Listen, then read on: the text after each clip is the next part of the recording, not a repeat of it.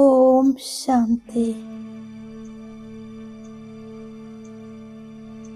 സങ്കൽപ്പങ്ങളുടെ വിസ്താരത്തിൽ full stop ഇട്ട് ഞാൻ സ്വയം ബിന്ദുവാകുന്നു.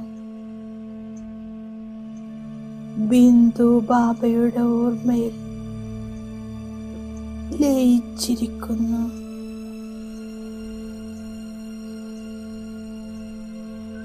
ഡ്രാമയുടെ ഓരോ ദൃശ്യത്തെയും കണ്ട് അതിന് ഫുൾ സ്റ്റോപ്പ് ഇടുന്നു. മുഴുവൻ വിസ്താരവും ഒരു ബിന്ദുവിൽ സമാവേശമാക്കിയിരിക്കുന്നു. ഞാൻ ആത്മബിന്ദുവാണ്. ഒരു ബിന്ദുവിൽ 84 ജന്മങ്ങളുടെ സംസ്കാരങ്ങൾ നിറഞ്ഞിരിക്കുന്നു.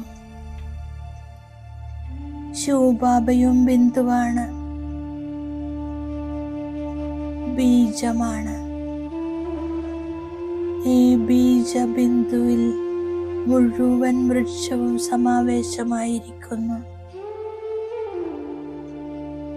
5000 വർഷത്തിന്റെ ഡ്രാമ ഇപ്പോൾ സംഗമയുഗത്തിന്റെ അന്ത്യത്തിൽ സമ്പൂർണമാകുന്നു. എന്താണ് കഴിഞ്ഞത്, അതിനു മുമ്പിലും ഫുൾ സ്റ്റോപ്പ്, അതായത് ബിന്ദുവിടുന്നു. ഇപ്പോൾ ഞാൻ ആത്മാവിന് ബിന്ദുവായി തൻ്റെ വീട്ടിലേക്ക് മടങ്ങണം. ബിന്ദുവായി ബിന്ദു ബാബയുടെ കൂടെ പരമധാമത്തിൽ പോകണം. ഞാൻ അനുഭവം ചെയ്യുകയാണ്. ഞാൻ ആത്മാ ബിന്ദുവായി പറന്നുയർന്ന് സെക്കൻഡിൽ പരമധാമത്തിലെത്തുന്നു. എൻ്റെ അനാദി അവിനാശി ബിന്ദു രൂപത്തിൽ സ്ഥിതമാകുന്നു. സങ്കൽപ്പം, കർമ്മം, സംസ്കാരം എല്ലാം ഒരു ബിന്ദുവിൽ മെർജാകുന്നു. കേവലം ഒരു ബിന്ദു.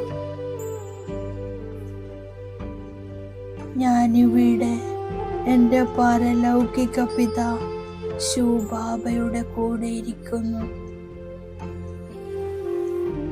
ബാബ സർവഗുണങ്ങളുടെയും സർവജ്ഞാനത്തിൻ്റെയും സാഗരമാണ്.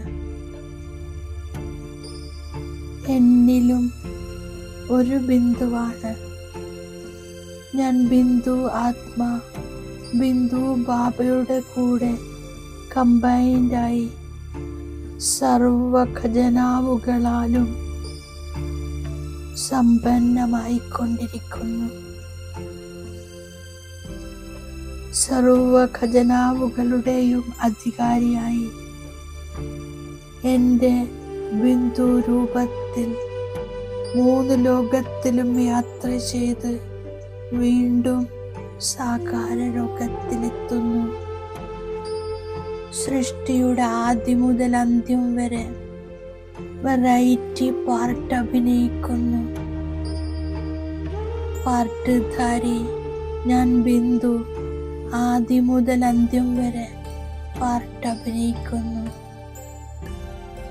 സയൻസിന്റെ ശക്തി അല്ലെങ്കിൽ സൈലൻസിന്റെ ശക്തിയാണ് ഒരു ബിന്ദു. നിർമ്മാണം ചെയ്യാനുള്ള ശക്തിയാണ് ഒരു ബിന്ദു. പരമാത്മാ എനർജിയും ബിന്ദുവാണ്. വിനാശകാരി അറ്റോമിക് എനർജി അതും ബിന്ദുവാണ്. സൃഷ്ടിചക്രത്തിൻ്റെ ആദിയിൽ ഞാൻ ബിന്ദുവായി സൃഷ്ടിയിൽ ഇറങ്ങുന്നു. അവസാനം ബിന്ദുവായി പരമധാമത്തിലെത്തുന്നു. ബിന്ദുവിനെ അറിയുക എന്നാൽ സർവ്വതും അറിഞ്ഞു.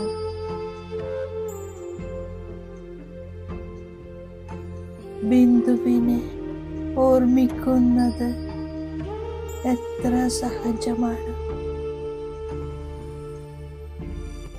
ബിന്ദുവിൻ്റെ സ്മൃതിയിൽ ഞാൻ സിദ്ധി സ്വരൂപമാകുന്നു. ബാബയുടെ ആജ്ഞയാണ് പുതിയ ലോകത്തേക്ക് പോകാൻ പവിത്രമാകൂ. ബാബ മനസ്സിലാക്കി തരുന്നു, ആത്മാവ് ജ്യോതി ബിന്ദുവാണ്, പരമാത്മാവും അതിസൂക്ഷ്മമായ ജ്യോതി ബിന്ദുവാണ്.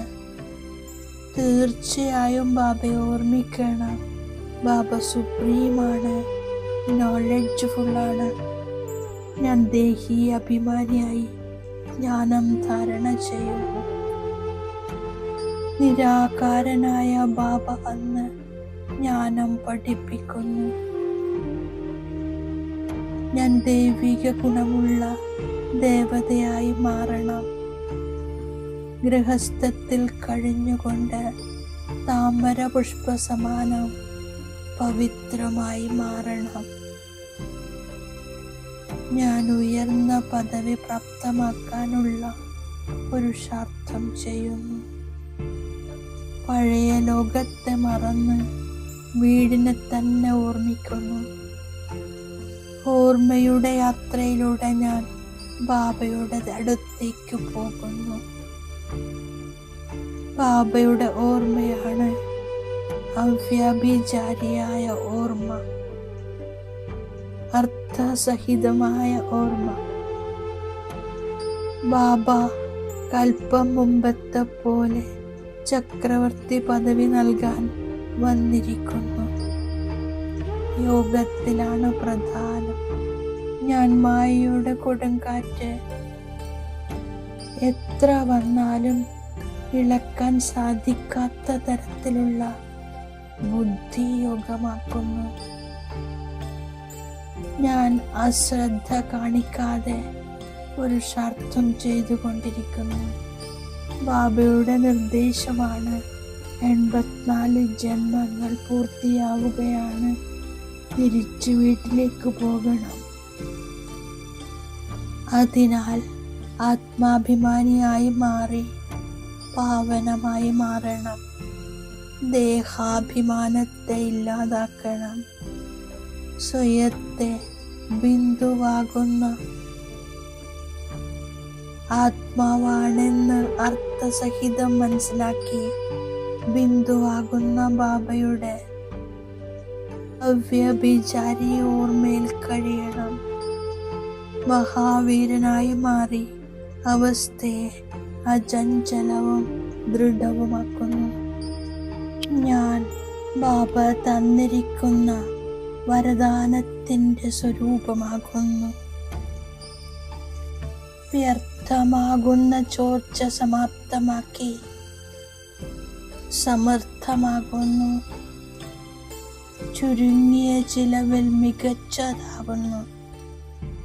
എവിടെ സമർത്ഥതയുണ്ടോ അവിടെ വ്യർത്ഥമായി പോവുക സാധ്യമല്ല. വ്യർത്ഥത്തിൻ്റെ ചോർച്ചയുണ്ടെങ്കിൽ എത്ര തന്നെ പുരുഷാർത്ഥം ചെയ്താലും പ്രയത്നിച്ചാലും ശക്തിശാലിയാകാൻ സാധിക്കില്ല. ചോർച്ച പരിശോധിച്ച് സമാപ്തമാക്കൂ. എങ്കിൽ വ്യർത്ഥത്തിൽ നിന്ന് സമർത്ഥമാകാൻ കഴിയും. പ്രവൃത്തിയിൽ കഴിഞ്ഞുകൊണ്ടും സമ്പൂർണ്ണ പവിത്രരായിരിക്കുക. ഇതാണ് യോഗി ജ്ഞാനിത്വ ആത്മാവിൻ്റെ വെല്ലുവിളി. ഓം ശാന്തി.